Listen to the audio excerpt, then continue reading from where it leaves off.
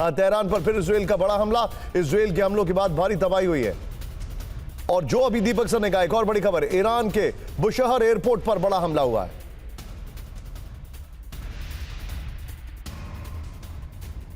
अगली खबर, ईरान के बुशहर एयरपोर्ट पर बड़ा हमला। अगस्त के राहुल विजुअल से वो भी प्ले करिएगा। ये बड़ी खबर है, यूएस इजराइल ने प्लेन को बना निशाना। ये देखिए जरा, हमले को लेकर ईरानी मीडिया ने किया दावा। अब ये तस्वीरें हमने यूक्रेन से भी देखी थी, लेकिन उसकी मदद करने के लिए नेटो आया। यहां पर रशिया और चीन आएंगे क्या? ये बड़ी खबर है। सीधे पे चलूंगा विनोद सर के पास। Vinod sir, looking at the scenario, मेरा यह मानना है कि ईरान की रेजिलियंस बहुत स्ट्रैटेजिक है। लेकिन अभी आगे मैं आपसे एक और सवाल पूछूंगा, अभी क्योंकि वो हमारी डिटेलिंग आने वाली बाकी है, जो मिडिल ईस्ट के देशों की हम बात करने वाले। लेकिन looking at the resilience, Iran की अप्रोच स्ट्रेटेजिक है। मेरा आपसे सवाल यह है, what next? This will go on, you keep punching them, they will revert, this will go on. Foot on the ground, boots on the ground is the most important thing for America.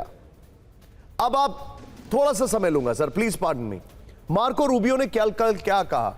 I was feeling of from my chair when he said Israel हमला करने वाला था और उसके जवाब में हमारे ऊपर हमला होता है, इसलिए हमने हमला कर दिया। वो अंग्रेजी का वर्ड मैं प्रोनाउंस नहीं कर पाता हूं जो डोनाल्ड ट्रंप ने पिछली बार बोला था, क्योंकि उन्होंने इतना खराब कर दिया उसको कि मेरा प्रोनाउंसिएशन भी खराब हो गया। Obliterated, right? अगर ऑब्लिटरेट कर दिया तो फिर कैसे धमाके हो गए? कैसे फिर से न्यूक्लियर वो तैयारी कर ली उन्होंने? फिर इस बार उन्होंने बोला रिजीम चेंज। अब वो बोल रहे हैं, कल बोल रहे हैं अमेरिका के लोगों को खतरा था। What is he talking about? देखिए, डोनाल्ड ट्रंप और मार्को रूबियो आपस में बात नहीं कर रहे हैं, ये तो लगभग तय है। पिछली बार जब डोनाल्ड ट्रंप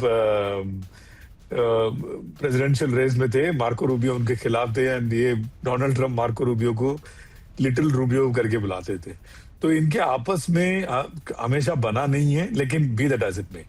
अब मुद्दे पे आते हैं। देखिए, आप स्क्रीन पर देखिए जो मिट्टी के गुब्बारे उड़ रहे हैं, the massiveness of Israeli and American attack जो तेहरान पे और बाकी जगहों पे हो रहा है, उसके ऑपोजिट में आप देखिए जो चिटपुट अटैक, जो छोटे छोटे जो पटाखे फूट रहे हैं यूएई में और बाकी जगहों में, ये जब पाइलअप होगा, जब ये जो डेक ऑफ कार्ड्स गिरेंगे, तो तब हमें समझ में आएगा कि तेहरान का कोलैप्स जो है बहुत जल्द होने वाला है, इसमें कोई दो राय नहीं है। लेकिन मैं फिर से यही कहूंगा, अगर आप शांति प्रस्ताव लेके जाएंगे तो जाएंगे किसके पास? क्योंकि आपने पूरे टॉप लीडरशिप उड़ा दिए। 88 लोग जो अभी अगले लीडरशिप आने वाले थे उनको चंद घंटे पहले उड़ा दिए। जो हाइड्रा का हेड है, इंडिविजुअल हेड, वो अपने आप में जिसके पास जो मिसाइल है वो मारे जा रहा है। आपने पूरी वॉर की परिभाषा बदल दी by going directly for the leadership. Imagine अगर हम पुलवामा के बाद डायरेक्टली लीडरशिप को मारते हैं, ना कि टेररिस्ट इलाकों को मारते। I'm sorry to say. कहां जाएगा? Just think if Putin decides the same. Putin, absolutely. What if Iran decides the same? Iran तो कन्वेंशनल वॉर लड़ रहा है। Iran can hit these smaller nations के heads, बट वो नहीं मार रहा है। आप सोचिए। Okay, so I am coming to you Vinod sir, क्योंकि मेरे पास एक और इंफॉर्मेशन अभी आ रही है। I am coming back to you sir, sorry to cut you in between sir. बड़ी खबर, अमेरिका और इजराइल दोनों मिलकर ईरान पर बमबारी कर रहे हैं। तो ईरान अकेले ही मिसाइल और ड्रोन से हमले कर रहा है। लेकिन इस बीच एक ऐसा दावा हुआ है जो अमेरिका की चिंता बढ़ा सकता है।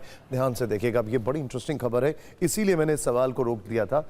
दावा यह है कि ईरान से लड़ने में अमेरिका के हथियार कम पड़ सकते हैं। अमेरिका के हथियार कम पड़ सकते हैं, वॉल स्ट्रीट जर्नल की रिपोर्ट है, आज 3 मार्च के एडिशन में यह छपा है। क्या अमेरिका जितने बम मार रहा है उतने बम बना नहीं रहा है?